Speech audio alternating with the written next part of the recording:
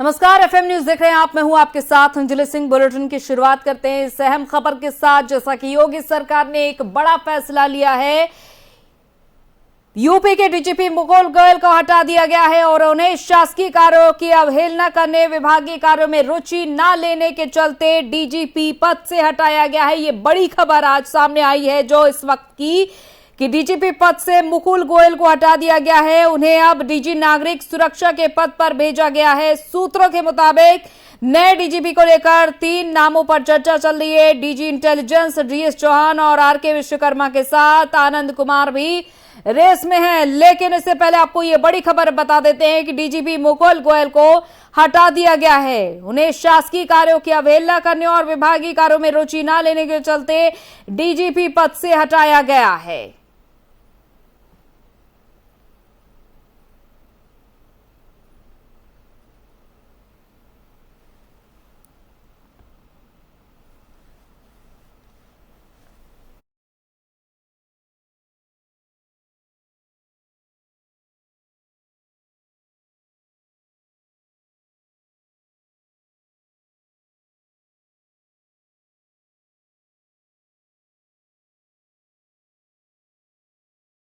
यूं तो देश के सबसे बड़े सूबे का मुखिया होना अपने आप में दिलचस्प बात है, लेकिन उससे भी ज्यादा दिलचस्प बात यह है कि 5 साल तक सत्ता में रहने और दोबारा से जनता का विश्वास जीत कर आना, ये करके साबित दिखाया है सीएम योगी आदित्यनाथ ने। रिपोर्ट देखिए।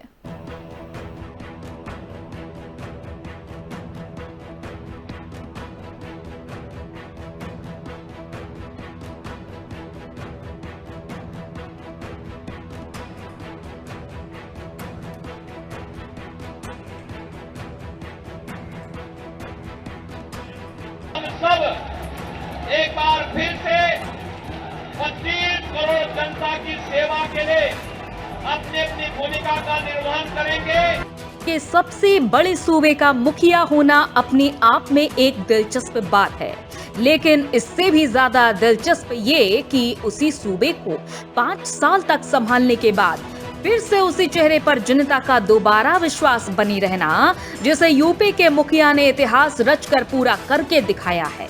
जी हां, हम बात कर रहे हैं देश के सबसे बड़े सूबे यानी कि उत्तर प्रदेश के फायरब्रांड मुखिया योगी आदित्यनाथ की, जिसने बिना सोचे समझे जनता के हित में एक के बाद एक कई ताबड़तोड़ फैसले किए और उत्तर प्रदेश की राजनीति में इतिहास रच डाला। यही नहीं, सीएम योगी ने सालों से चले आ रहे कई मिथकों को भी तोड़ने का काम किया है, जिसका कारण ये रहा कि यूपी की सियासत में सीएम योगी का ऐतिहासिक परचम अब लहराने लगा है। यही नहीं, जिस साधु को सिर्फ इसलिए जेल भिजवा दिया गया कि गलत के खिलाफ आवाज बुलंद की हो, जिसकी तस्वीर हमने सदन पटल पर उस वक्त देखी जब योगी ने अपने आंसुओं के साथ अपने दर्द को बयां किया था, लेकिन अब उत्तर प्रदेश की तस्वीर अलग है। इसी कड़ी में अब आपको सियासत की इस पटकथा से थोड़ा रिवर्स पर ले जाने की कोशिश करते हैं हम, और ये बताने की कोशिश करते हैं कि आखिर योगी के उत्तर प्रदेश में दोबारा रिपीट होने के क्या कारण रहे और कैसे यूपी के कोने कोने में योगी के नाम का डंका बजा। मार्च 2017 में सत्ता की कमान संभालने के बाद से ही उत्तर प्रदेश की फिजा बदली सी नजर आने लगी थी, क्योंकि 5 साल पहले योगी आदित्यनाथ के मुख्यमंत्री बनते ही सबसे पहली चोट सीएम ने अपराधियों और माफियाओं पर की थी और सख्त लहजे में साफ कहा था कि अपराधी या तो अपराध करना छोड़ देगा या यूपी छोड़ देगा।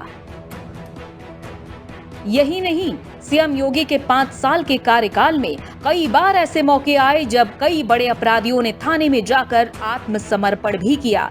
योगी सरकार ने कानपुर के विकास दुबे को या मऊ के मुख्तार अंसारी, इलाहाबाद के अतीक अहमद या गोरखपुर के सुधीर सिंह, प्रदीप सिंह या विनोद उपाध्याय जैसे तमाम अपराधियों के खिलाफ कठोर कार्रवाई की। अपराधियों की संपत्तियों को जब्त किया गया और करोड़ों के अवैध निर्माण को ढहा दिया गया, जिसके बाद इसी वजह से योगी की छवि एक बुलडोजर बाबा की बनी। इसके अलावा योगी ने अपने कार्यकाल के दौरान यूपी पुलिस की कार्यप्रणाली में सुधार करते हुए सालों से चले आ रहे पुलिसकर्मियों की रिक्तता को भर्तियों के माध्यम से पूरा किया। उत्तर प्रदेश में सर्विलांस सिस्टम मजबूत हुआ। गोरखपुर में विधि विज्ञान प्रयोगशाला को मंजूरी दी गई। साइबर अपराधों के लिए कई जिलों में साइबर थानों, नए थानों, महिला पुलिस चौकियों की स्थापना की गई। इसके अलावा कमिश्नरेट प्रणाली का रास्ता खोला गया और डायल 112 में पीआरवी का बाइक दस्ता लाकर उसे संकरी गलियों तक पहुंचाया। योगी सरकार के इस एक्शन से आम लोगों के मन में पुलिस का भरोसा बढ़ा और योगी की सख्त छवि की धाक जमी। इसका असर ये हुआ कि चुनाव में जनता ने बीजेपी को जमकर वोट किया। यही नहीं, पूरे प्रदेश में सड़कों का जाल मजबूत करके योगी सरकार ने जनता के मन में विकास पुरुष की छवि भी बनाई। तो वहीं पूर्वांचल एक्सप्रेसवे को समय पर पूरा करके बीजेपी सरकार ने जनता के सामने एक शानदार उदाहरण पेश किया। विश्लेषकों का कहना है कि यूपी चुनाव में शानदार जीत से सीएम योगी का कद अब बीजेपी में बहुत बढ़ गया है। इसका असर साल 2024 के लोकसभा चुनाव में भी देखने को मिलेगा। ऐसे में योगी आदित्यनाथ से बुलडोजर बाबा बन चुके सीएम योगी इस जीत के साथ न केवल विपक्ष का सुपड़ा साफ कर चुके हैं, बल्कि पार्टी के अंदर अपने विरोधियों की भी बोलती को बंद करके रख दिया है। Bureau report, FM news.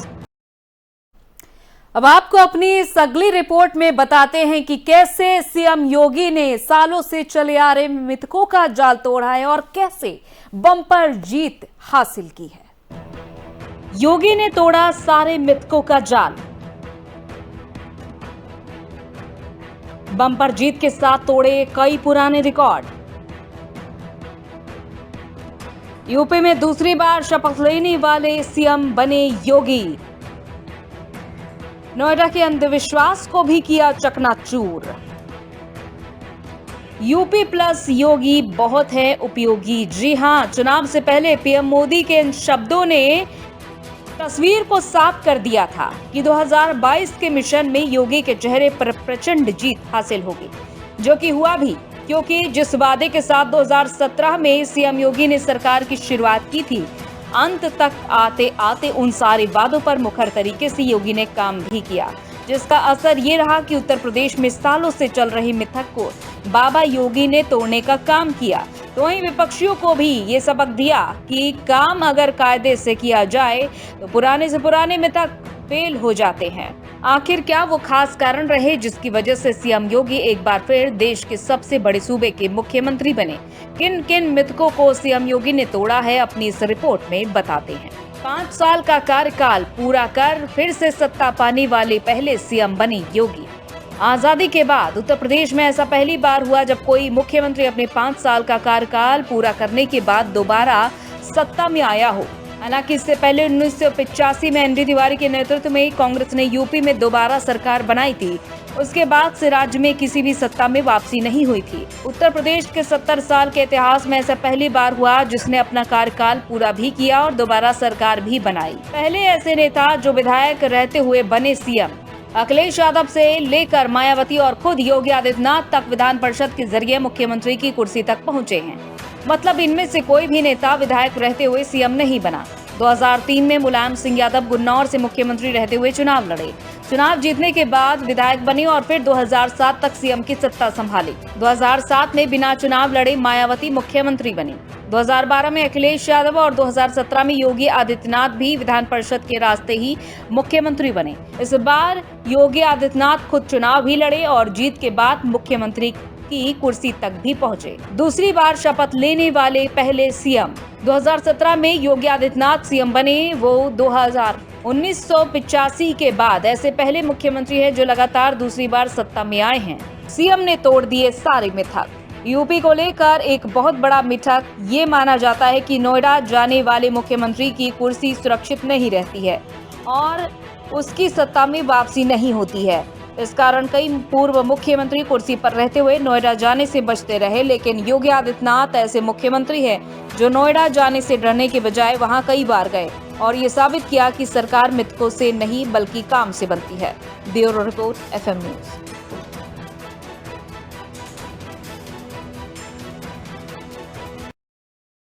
और हनुमान चालीसा का पाठ करने का ऐलान कर सुर्खियों में आई नवनीत राणा ने एफएम न्यूज के साथ बातचीत की। इस खास बातचीत के दौरान सांसद नवनीत राणा ने क्या कुछ कहा, आप देखिए। नवनीत राणा जी हमारे साथ बातचीत करने के लिए। मैडम, सुप्रीम कोर्ट का फैसला आज आया है राष्ट्रद्रोह पर, और आपके ऊपर भी राष्ट्रद्रोह का केस लड़ा। सुप्रीम कोर्ट के इस फैसले को आप किस तरीके से देखते हैं? मुझे लगता है बहुत स्वागत करने जैसा है, क्योंकि हमारे देश के प्राइम मिनिस्टर, गृह मंत्री और हमारे लॉ मिनिस्टर जो इतने सालों से प्रलंबित जो ऑफेंस है उन्हें आज ख़त्म करने का काम ये हमारी केंद्र सरकार ने की है। क्योंकि इसका यूज़ ना कि देशद्रोहियों पे हुआ, हमारे देश में अभी जो चल रहा है, अगर कोई भगवान का नाम भी स्मरण करता है तो उसके ऊपर भी देशद्रोह लगता है। तो मुझे लगता है इसमें कुछ बहुत सारे करेक्शन होना बहुत ज़रूरी है। और पहले ब्रिटिश कालीन में ब्रिटिश लोगों के रूल में ये चलता था, जो भी देश के हित में बात करता था ब्रिटिश उन्हें देशद्रोह करके अंदर डालती थी। और महाराष्ट्र में भी चलता है ये महाराष्ट्र में आज उद्धव ठाकरे ने किया है। देशद्रोह जैसा काम मैंने और विधायक ने क्या किया जो हमें देशद्रोह के मुकाबले में अंदर कोर्ट में जेल में डाला गया। तो मुझे लगता है हमारे प्राइम मिनिस्टर ये देश की हर एक पॉसिबल अच्छी चीज़ों को आगे लाने के लिए, हर वो चीज़ें उसका विनाश करने के लिए, हमारे प्राइम मिनिस्टर ये देश के लिए सबसे परफेक्ट प्राइम मिनिस्टर हमारे देश को मिले आज तक। नहीं तो ये ऑफेंस 70 साल पहले ही खत्म हो जाना चाहिए था। 14 मई को दिल्ली में हनुमान आरती कर रही है, दिल्ली को आपने क्यों चुना और क्या मैसेज देना चाह रही है आप 14 तारीख को? मुझे लगता है कि मेरे महाराष्ट्र में, मुंबई में जब मैंने हनुमान चालीसा पढ़ने के लिए कहा तो मेरे पे देशद्रोह लगता है। तो मुझे लगता है आज मैं दिल्ली में हूँ और वो महाराष्ट्र में जब सभा कर रहे हैं तो ये संकट ही उद्धव ठाकरे के माध्यम से हमारे महाराष्ट्र में आई है। तो संकट दूर करने के लिए संकट के दरवाजे पे जाना और आरती करना बहुत ज़रूरी है। और उनको मेरा प्रश्न है, अगर कुर्सी का इतना लालच है तो कुर्सी के लिए जो कष्ट करना पड़ता है, लोगों की सेवा करनी पड़ती है, वो करिए। कॉन्स्टिट्यूंसी से एक महाराष्ट्र में कोई भी क्षेत्र को चुनिए, उस क्षेत्र में उनके विरोध में मैं लड़ूंगी। वो लड़ेंगे कि नहीं वो 14 तारीख को बताइए। बीएमसी का नोटिस आया, बीएमसी के नोटिस पर क्या? मुझे लगता है कि ना ही मैं वो जगह की मालिक हूँ, मैं बिल्डिंग मैंने नहीं बनाई है, बिल्डिंग की बिल्डर मैं नहीं हूँ। उनकी ही सरकार, उनकी ही सत्ता, उनकी ही बीएनसी ने, उनके ही अधिकारियों ने उसे परमिशन दी। अगर कुछ पूछना है तो बिल्डर को पूछना चाहिए, बिल्डर को नोटिस जाना चाहिए। हम तो जैसे बिल्डर ने हमें दिया हमने उनसे खरीदा। मेरे साथ है नवनीत राणा, जो बीएमसी ने उनको नोटिस दिया है उस पर जो है अपना जवाब देते हुए और साथ में ऐलान करते हुए कि 14 मई को दिल्ली का जो कनॉट प्लेस का हनुमान मंदिर है वहाँ पर वो हनुमान जी की आरती करेगी और भगवान हनुमान से ये अपील करेगी कि महाराष्ट्र को संकट से बाहर निकाला जाए। कैमरामैन अंगद के साथ कुलदीप शर्मा, एफएम न्यूज़, दिल्ली। और पंजाब हरियाणा हाईकोर्ट से राहत मिलने के बाद बीजेपी नेता तेजिंदर सिंह बग्गा ने एफएम न्यूज से खास बातचीत की और इस दौरान बातचीत में उन्होंने केजरीवाल पर निशाना साधते हुए कहा कि केजरीवाल को कोर्ट का तमाचा पड़ा है। सुनिए। तो ये सारे केस खत्म हो जाएंगे। हम मजबूर हैं, हम केजरीवाल के इशारे पर कर रहे हैं। हम तो देखिए छोटे मोटे ऑफिसर, हमारे हाथ में कुछ भी नहीं। देखिए मुझे उन्होंने यही कहा कि आप अरविंद केजरीवाल के खिलाफ बोलना बंद कर दीजिए, गुरु ग्रंथ साहब जी पर, जो बेदबी पर सवाल पूछना बंद कर दीजिए, तो ये सारे केस आपसे धीरे धीरे वापस हो जाएंगे। भारतीय जनता पार्टी के कार्यकर्ता आपसे सवाल पूछेंगे, आप जितने मर्जी केस दर्ज कर सकते हैं। हनुमान चालीसा के पाठ के ऐलान को लेकर नवनीत राणा के पति रवि राणा भी साथ ही सुर्खियों में आए थे। उन पर भी देशद्रोह का मुकदमा दर्ज किया गया था। इसके बाद एफएम न्यूज से रवि राणा ने भी खास बातचीत की। सुनिए। महाराष्ट्र में हनुमान चालीसा के बाद लगातार सुर्खियों में बने हुए हैं राणा दंपति। मेरे साथ रवि राणा है, विधायक है। सर, आज दिल्ली में प्रेस कॉन्फ्रेंस करके आपने कई ऐलान किए हैं, उधर सरकार पर आपने आरोप भी लगाए हैं, क्या कुछ कहेंगे इस पर? नहीं, जिस तरह से हनुमान चालीसा का विरोध उद्धव ठाकरे ने किया है, हनुमान चालीसा पढ़ने पे अगर देशद्रोह दाखिल होता है, हमें जेल में डाला जाता है, एक महिला को अत्याचार किया जाता है, एक अहंकारी मुख्यमंत्री ने क्रूरता अपनी दिखाई है। मुझे लगता है हनुमान भक्त, राम भक्त उनको सबक सिखाएंगे। हिंदू का गला घोटने का काम उद्धव ठाकरे ने किया है, उनका सबक उनको हिंदू जरूर आने वाले म्यूनसिपल कॉर्पोरेशन इलेक्शन में सबक सिखाएंगे। जो मोदी जी का फोटो लगा के वहाँ पे उन्होंने सत्ता पाई है, पद पाया है, और उसी हिंदुत्व का गला घोटने का काम अगर उद्धव ठाकरे कर रहे हैं तो ये महाराष्ट्र की जनता जानती है। हनुमान चालीसा को लेकर आप विवाद में आए थे, अब 14 मई को आप फिर से दिल्ली में हनुमान चालीसा का पाठ करने की बात कह रहे हैं। बिल्कुल, दिल्ली में हनुमान चालीसा का पाठ पढ़ेंगे। महाराष्ट्र के उन्नति के लिए, शांति के लिए, महाराष्ट्र के जनता के न्याय मिलना चाहिए। जो उद्धव ठाकरे सरकार वहाँ पे जिस गलत तरीके से काम कर रही है, सभी समस्या महाराष्ट्र में बढ़ रही है, उस संकट से मुक्त करने के लिए हम हनुमान चालीसा पढ़ेंगे। और यहाँ पे उद्धव ठाकरे जो वहाँ पे सभा ले रहे हैं 14 तारीख को, उसके माध्यम से उन्होंने ऐलान करना चाहिए कौन से कॉन्स्टिट्यूंसी से वो लड़ेंगे, क्योंकि उनके विरोध में नवनीत राणा खड़े रहने वाली है। उस आह्वान को स्वीकारेंगे क्या, ये हमको उस सभा में देखना अभी है। आप कितना रिलीफ फील कर रहे हैं राजद्रोह को लेकर? जिस तरह से सुप्रीम कोर्ट ने सुनवाई की है, फैसला दिया है, कितना बड़ा रिलीफ है राणा दंपति के लिए? पूरा रिलीफ है। सुप्रीम कोर्ट का हम आदर करते, सम्मान करते। अंग्रेज़ों के कायदे को मिटाने के लिए मोदी सरकार ने बड़ा कदम उठाया है, सुप्रीम कोर्ट ने भी न्याय दिया है, उसका मैं स्वागत करता हूँ, अभिनंदन करता हूँ। कुछ स्ट्रैटेजी आप सोच रहे हैं आगे के लिए, क्या करेंगे? नहीं, अभी तो हम लोग यहाँ पे है, जब जाएंगे आपको बताएंगे। बहुत शुक्रिया। तो मेरे साथ विधायक रवि राणा यहाँ मौजूद थे, जो बता रहे हैं कि आज प्रेस कॉन्फ्रेंस करके कई बड़े ऐलान किए हैं। 14 मई को यहाँ पर दिल्ली में हनुमान चालीसा का पाठ भी करेंगे और कहीं ना कहीं वो इस पूरे मामले को लेकर भी यहाँ दिखाई दे रहे हैं कि सरकार से वो नहीं डरेंगे और सरकार के खिलाफ जिस तरीके से सरकार गलत नीतियाँ यहाँ चला रही है और राजद्रोह या देशद्रोह का मामला दर्ज कर रही है, उसको लेकर भी सुप्रीम कोर्ट का स्वागत किया है। कैमरा पर्सन अंगद के साथ उशी मेंदोला, FM न्यूज़। और एक तरफ जहां जाति जनगणना को लेकर बिहार की सियासत गरमाई हुई है, तो वहीं बीजेपी के अलावा बाकी सभी पार्टियों के सुर मिलते हुए दिखाई दे रहे हैं। इन दिनों बिहार में बीजेपी को छोड़कर सभी सियासी दलों के सुर मिल रहे हैं और आज पटना में नेता प्रतिपक्ष तेजस्वी यादव सीएम नीतीश कुमार से मिलने आधिकारिक आवास पहुंचे, जहां दोनों नेताओं के बीच जाति जनगणना पर चर्चा हुई। बता दें कि सीएम नीतीश कुमार एनडीए का अहम हिस्सा है, लेकिन जाति जनगणना पर दोनों दलों के सुर अलग दिखाई पड़ रहे हैं। वहीं तेजस्वी यादव ने कहा कि वो हर कीमत पर बिहार में जाति जनगणना चाहते हैं और इसे पूरा होने तक वो प्रयास जारी रखेंगे। साथ ही उन्होंने केंद्र सरकार को चेतावनी देते हुए कहा कि अगर जाति जनगणना पर बात नहीं बनी तो सड़क पर उतरेंगे और पटना से दिल्ली मार्च करेंगे।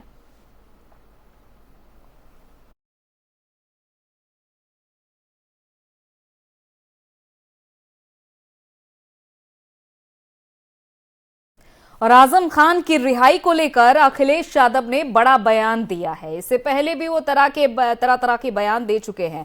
सपा के प्रमुख ने उम्मीद जताई है कि आजम खान जल्द जेल से बाहर आ जाएंगे और अखिलेश यादव ने आजम खान को लेकर कहा कि मुझे उम्मीद है कि जिस तरह से हाई कोर्ट और सुप्रीम कोर्ट में बहस पूरी हो चुकी है, बहुत जल्द आजम खान जेल से बाहर आ जाएंगे। सरकार की लगातार कोशिश रही है कि उन पर इतना दबाव हो कि जेल से बाहर ही ना निकल पाए और हमें उम्मीद है कि उनके साथ न्याय होगा। साथ ही उन्होंने आरोप लगाते हुए कहा कि सूबे की सरकार नहीं चाहती कि आजम खान जेल से बाहर आए। बता दें कि हाईकोर्ट से जमानत मिलने के बाद भी फिलहाल रिहा नहीं किया गया है आजम खान को और उनके खिलाफ एक नया मुकदमा भी दर्ज हुआ है, जिससे आजम खान की मुश्किलें बढ़ सकती हैं।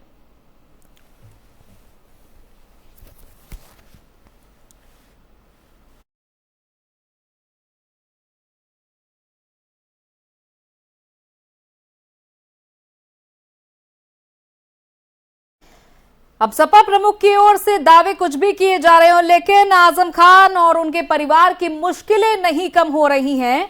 आजम खान के बेटे और पत्नी के खिलाफ गैर जमानती वारंट जारी किया गया है। बेटे अब्दुल्ला आजम और तंजीन फातिमा के खिलाफ वारंट पर 16 मई तक पेश होना है। दरअसल 2 जन्म प्रमाण पत्र मामले में उन दोनों लोगों को एमपी एमएलए कोर्ट में पेश होना था, लेकिन वो गैर हाजिर रहे और वहीं 16 मई से पहले दोनों लोग पेश नहीं हुए तो दोनों की गिरफ्तारी हो सकती है। बता दें कि दोनों ने अदालत से गैर हाजिरी पर माफीनामे की अर्जी दी थी, लेकिन अदालत ने निरस्त कर दिया था, तो गैर जमानती वारंट जारी किया था। और बता दें कि आजम खान के खिलाफ कुल 80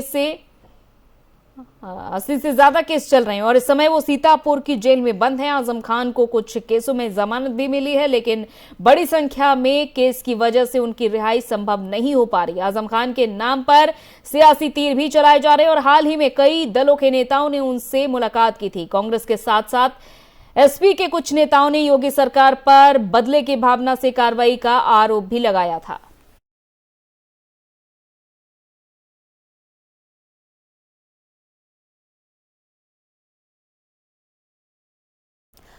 और सुप्रीम कोर्ट में राजद्रोह कानून के मामले में आज सुनवाई हुई। इस दौरान सुप्रीम कोर्ट ने अपना फैसला सुनाया। राजद्रोह कानून पर फिलहाल अस्थायी तौर पर सुप्रीम कोर्ट ने रोक लगा दी है। आज हुई सुनवाई के दौरान केंद्र ने सुप्रीम कोर्ट को बताया कि राजद्रोह के अपराध को दर्ज होने से रोका नहीं जा सकता है।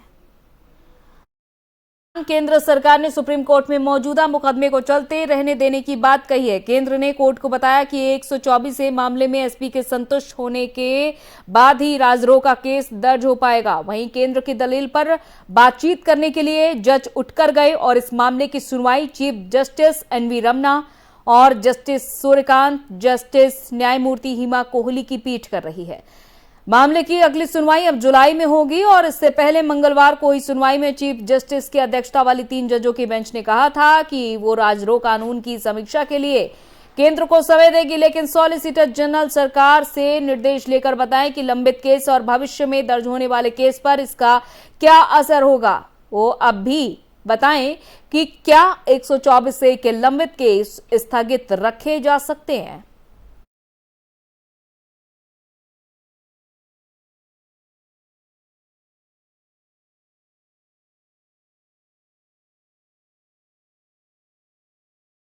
और राजद्रोह कानून पर सुप्रीम कोर्ट ने फिलहाल अस्थायी तौर पर रोक लगा दी है, लेकिन इसके बाद विपक्ष जरूर हमलावर नजर आया केंद्र सरकार पर। सुनिए। नमस्कार साथियों, सत्ता को आईना दिखाना राष्ट्र धर्म है, ये देशद्रोह नहीं हो सकता और देश की सुप्रीम कोर्ट ने आज इसी बारे स्पष्ट संदेश दिया है। सत्ता के सिंहासन पर बैठे निरंकुश शासक, लोगों की आवाज कुचलने वाले निरंकुश राजा, जन विरोधी नीतियों की आलोचना पर जनता को जेल की सलाखों के पीछे डालने वाले शासक जान लें कि अब जनता उठ चुकी है। जनता की आवाज को ना कुचला जा सकता, ना उसका दम घोटा जा सकता, ना उसे दबाया जा सकता, क्योंकि राष्ट्र धर्म में सरकारों की आलोचना और शासकों को सच का आईना दिखाना हमारा धर्म है। कांग्रेस 2019 में ये कानून खत्म करना चाहती थी। आज देश की सुप्रीम कोर्ट ने इस पर पाबंदी लगाकर साबित कर दिया कि हमारा रास्ता सही है, लोगों की आवाज उठती रहेगी। यही जन आंदोलन की परिपाटी है। जय हिंद। है कि अगर ये जो इसी तरह हमारा जो मुल्क चलता रहा कि किसी ने भी बात की नहीं होती, सेडिशन चार्जेस लगाए जाते हैं। कोई अखबार वाला कुछ लिखता है तो सेडिशन चार्जेस लगाए जाते हैं। कोई स्टूडेंट कोई बात करता है तो सेडिशन चार्जेस लगाते हैं। एक्टिविस्ट बात करते हैं तो पॉलिटिशियंस की तो बात ही नहीं है। अगर ये इसको रोकेंगे नहीं अभी, तो जो हालात इस वक्त श्रीलंका के हैं उससे बदतर हमारे हालात हो जाएंगे, क्योंकि वहां भी ये जो इन्होंने हाइपर नेशनलिज्म का नारा चल रहा था, बुद्धिस्ट और मुस्लिम्स और क्रिश्चियंस उनको आपस में लड़ाया जा रहा था, और आज आपने देखा उसका क्या हाल है। तो मैं उम्मीद करती हूं कि अभी हमारे मुल्क में जो लोग, जो सरकार में बीजेपी ये होश के नाखून लेगी, they will learn a lesson from what is happening in Sri Lanka and stop stop going the way they are going, stop this जो इस वक्त इन्होंने यहाँ कम्युनल टेंशंस, मेजॉरिटेरियनिज्म चला रखा है, उसको खत्म करेंगे। चलिए इसी के साथ इस बुलेटिन में इतना ही, इजाजत दीजिए, नमस्कार।